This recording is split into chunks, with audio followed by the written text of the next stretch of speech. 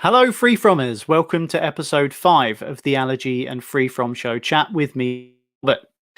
Everyone at the Allergy and Freefrom Show team is really excited to see you this autumn in London and Birmingham. Get free tickets in the video description. We are officially halfway through Series 1. Thanks for all your messages and support and encouragement. Genuinely, it really does mean a lot. In fact, so many of you have been getting in touch that we wanted to provide a platform for you to reach out and thank those that have helped you through lockdown. We want to champion the brands, the shopkeepers, the companies, or anyone else who's gone above and beyond to support our wonderful Freefrom community. So get in contact with us on our social media channels or email us at info@f2fevents.co.uk. We're going to share your AFF Chat champions. So who deserves that title? Let us know, because there's so many heroic things going on and we just want to acknowledge that on your behalf. And we're going to kick off with a nomination from a visitor to our Scotland show who wants to give a shout out to Scottish beer company Brewdog, who've used their distillery to create and distribute over £1 million worth of sanitizer for the NHS, frontline workers and care homes north of the border. Nice one, Brewdog. AFF Chat Champions of the Week. Get your nominations in for next week, guys. So, on to today's show.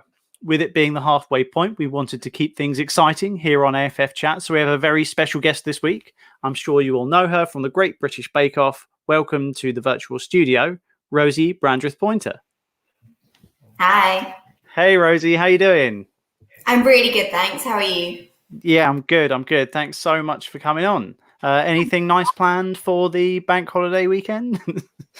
Yeah, off out and about. No, joking. Got lots of online sort of live events and different bits and pieces and lots of charity stuff. So no, all good and all at home.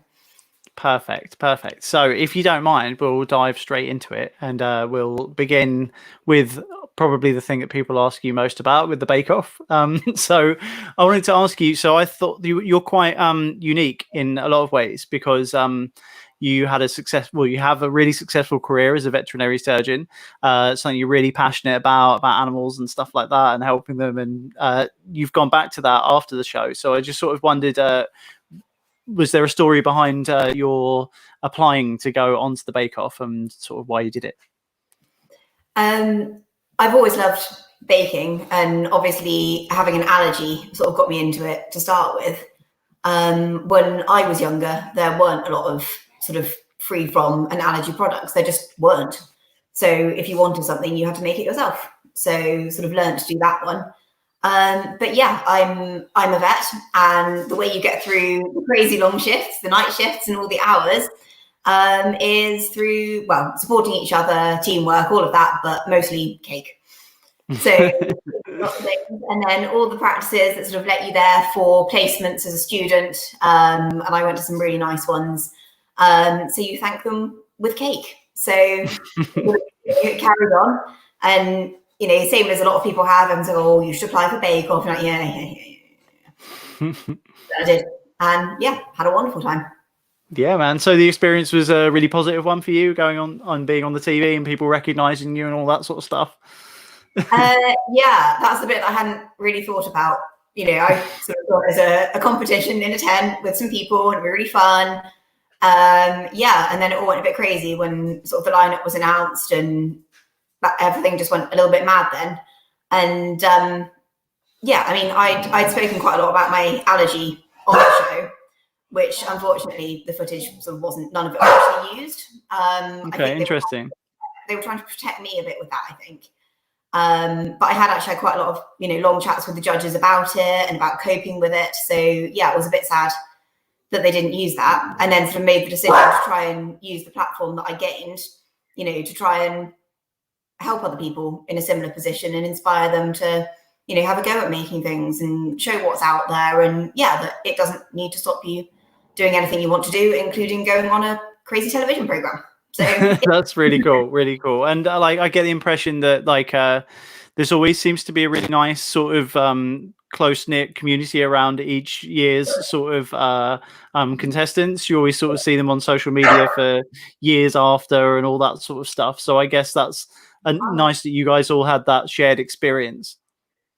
Yeah, I mean, everybody was lovely. And obviously you see sort of the relationships between the bakers, but the whole cast and crew, like it's just really friendly and really lovely. And it doesn't feel like you're filming a TV show, or you're just there having fun with everybody. And it's almost a bit confusing when they come around judging. You're like, oh yeah, it's competition.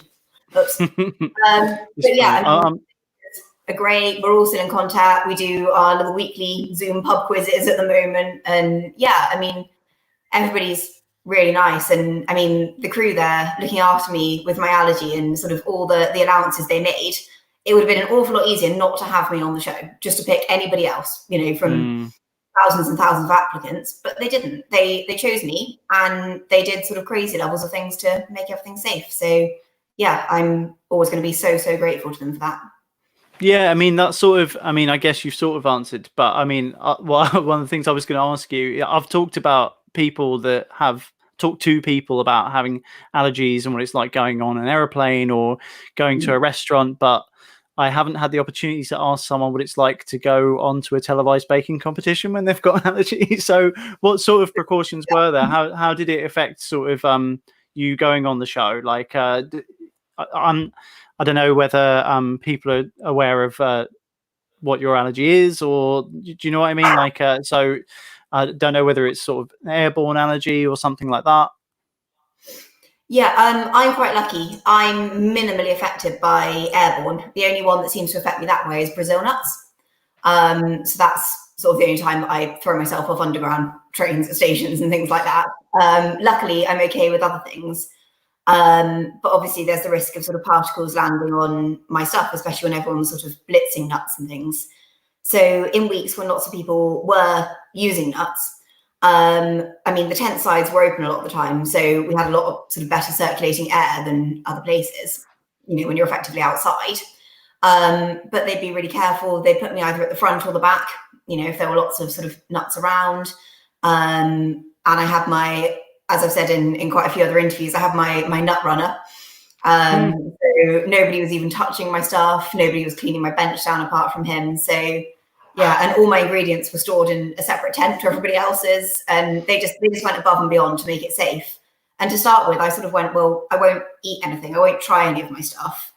You know, I'll just, you know, it'll be all right. I just won't do that. And, you know, sort of with the technical challenges, and one of the producers came around sort of saying, you can try it, because obviously you're guessing the amounts of spices to put in things. And the first bit of that'll be all right, never tried it. But yeah, and then they were saying, you know, all the ingredients are totally safe. You know, everything's fine. You can try it. And so I think it's about week 3 that I was sort of really tentative again. Okay, I'll try it. And I was like, oh, actually, you know, it is safe. It is fine. It was just in a strange environment. But yeah, and I mean, even the whole of set was nut free. Like the caterers, everything was nut free. So that's so cool.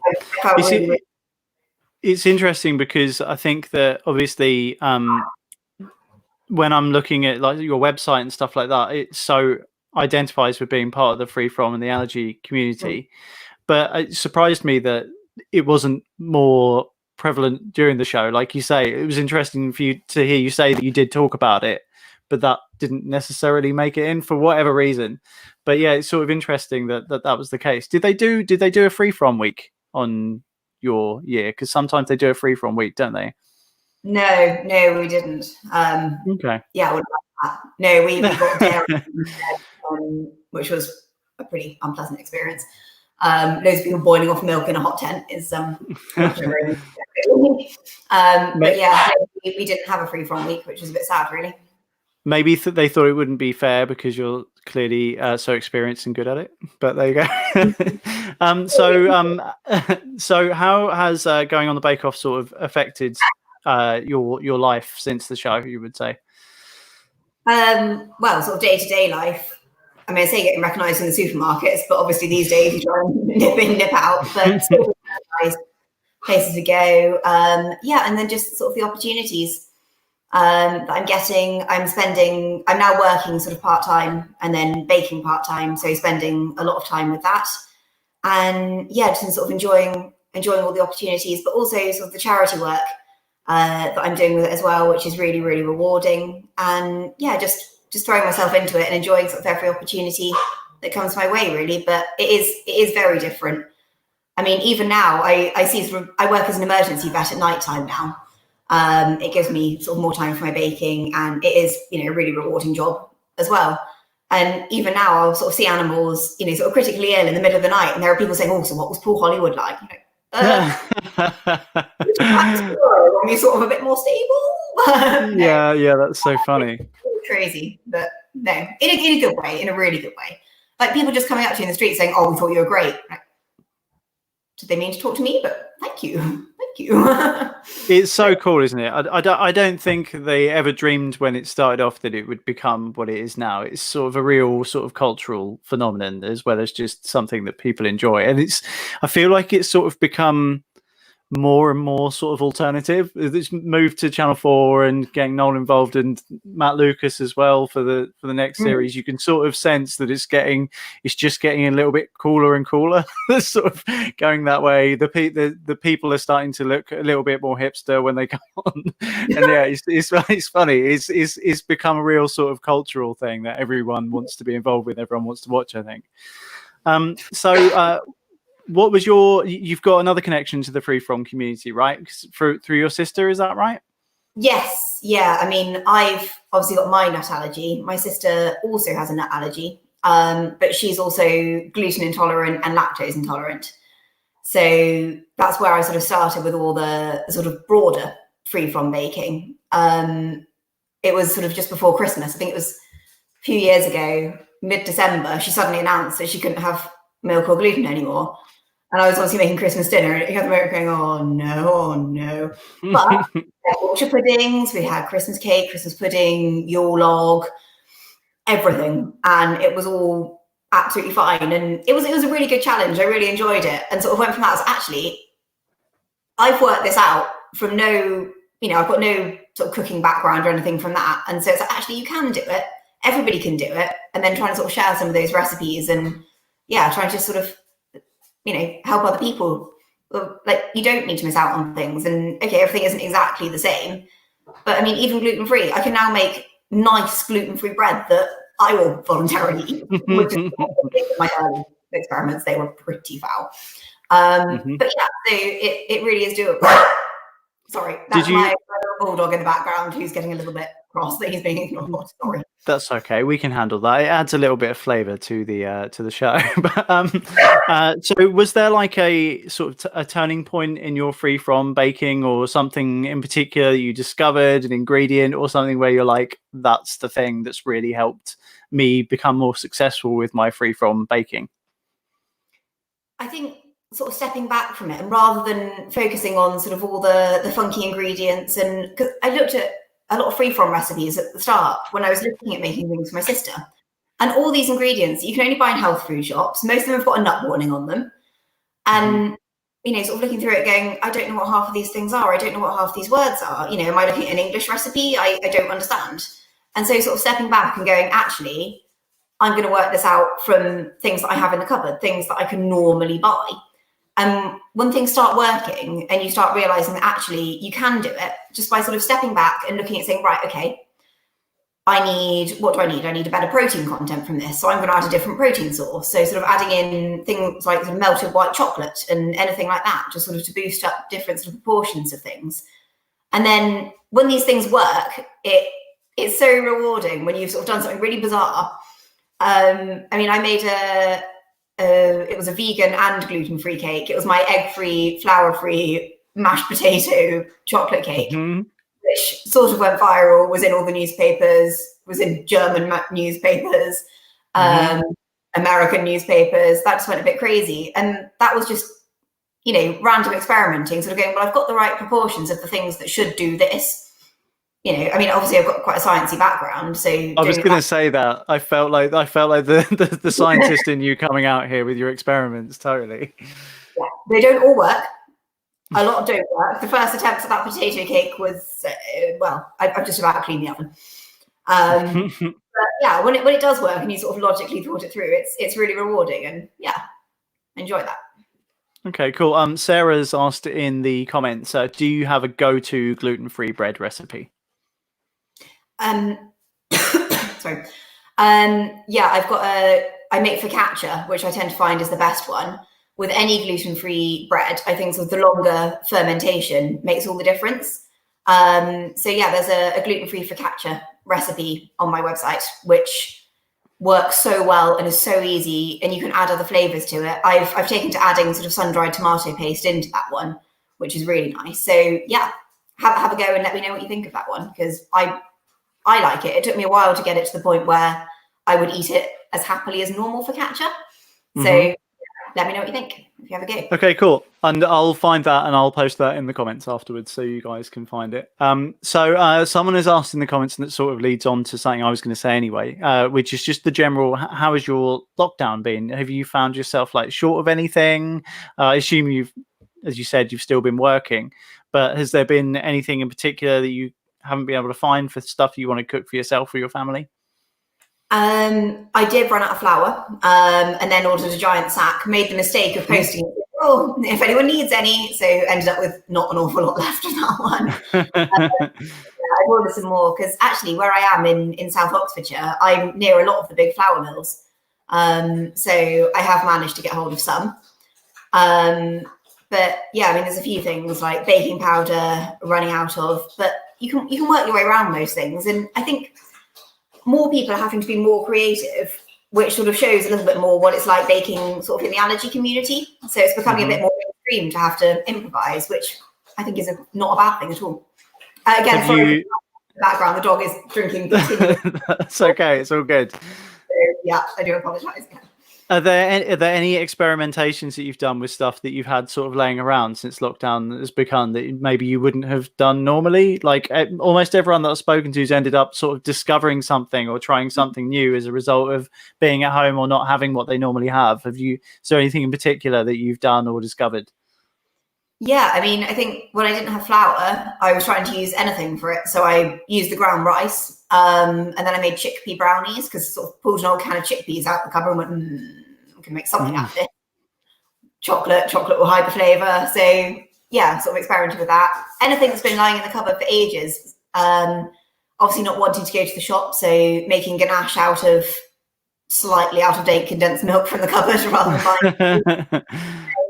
Yeah, no, lots of things. And also sort of product samples that I've been sent by various companies that had sort of, migrated to the back of the cupboard, digging them out and going, oh, actually, these are really, really good. So yeah, discovering new things that way as well.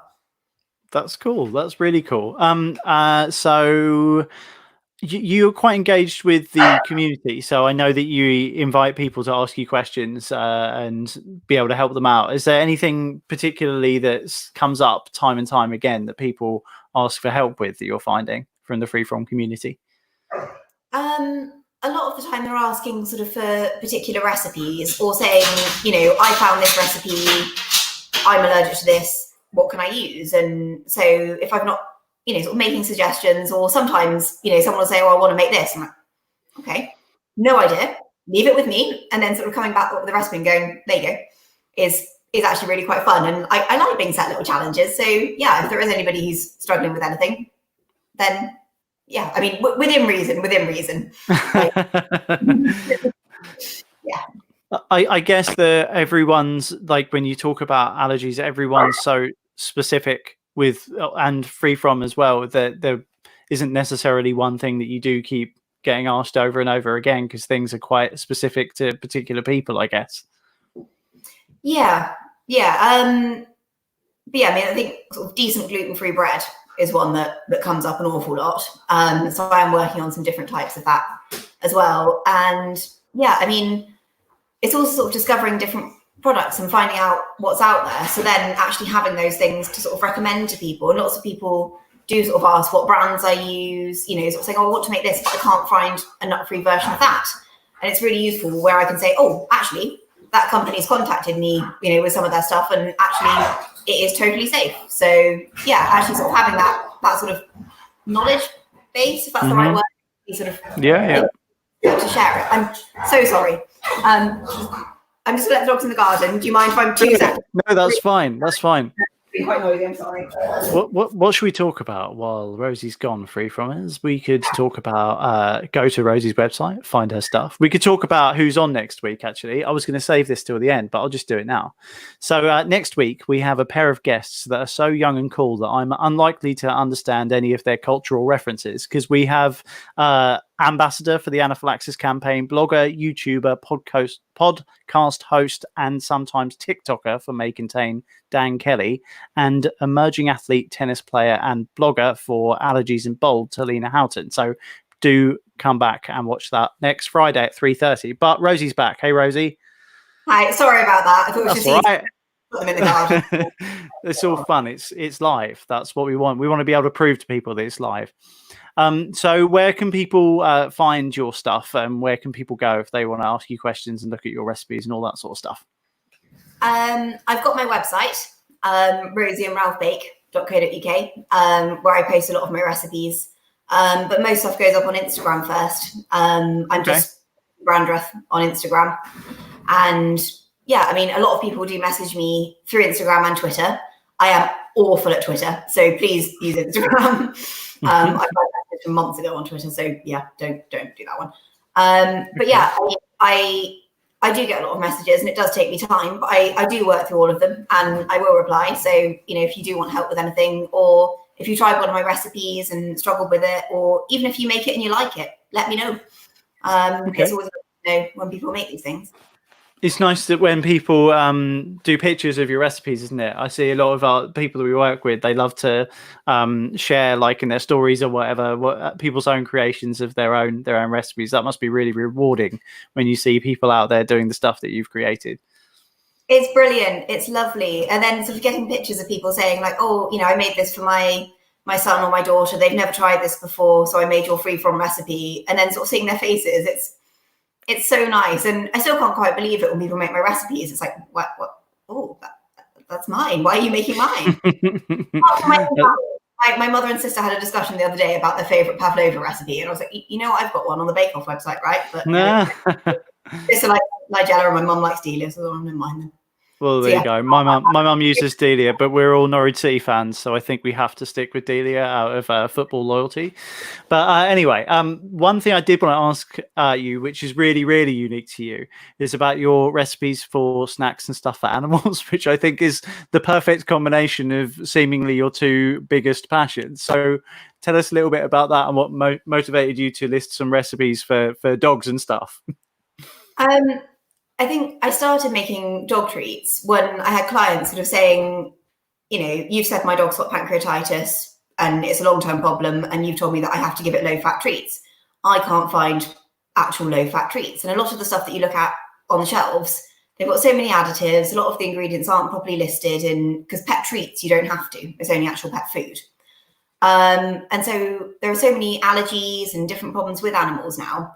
And you look at what you're feeding them, and there's so much rubbish in a lot of it. And so actually coming up with recipes, you know, for some of my favorite patients who couldn't have their biscuits anymore. So making them sort of very low calorie, very low fat treats. Obviously my dogs was the test subject for all of these. And then seeing how crazy my dogs go for them, and then realizing these really bland, dry biscuits you've made, how excited they are compared to sort of shop bought ones. Like, it's really nice. And then especially when I was filming Bake Off, I felt like I wasn't really giving them as much attention as normal. So then when I could quickly make them something as well, then they were happy, and it was quite nice. And then obviously I had to make the horse some treats as well, because no one could be left out. And people can find them on your website too, right? If they want to have a go at them.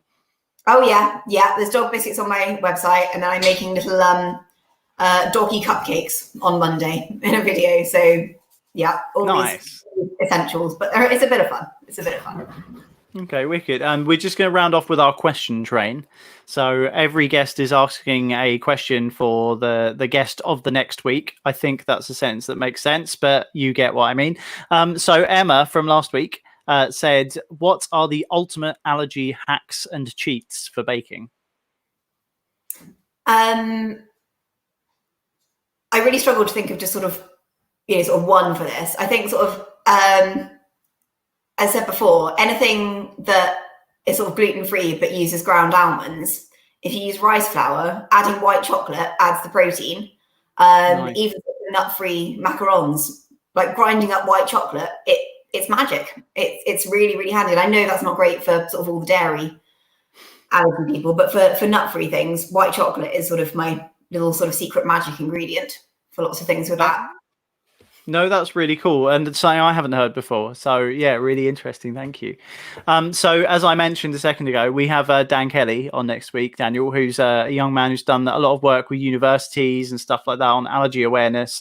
He's an ambassador for the anaphylaxis campaign. Do you have I know you know Dan. So do you have something you'd like me to ask him from you?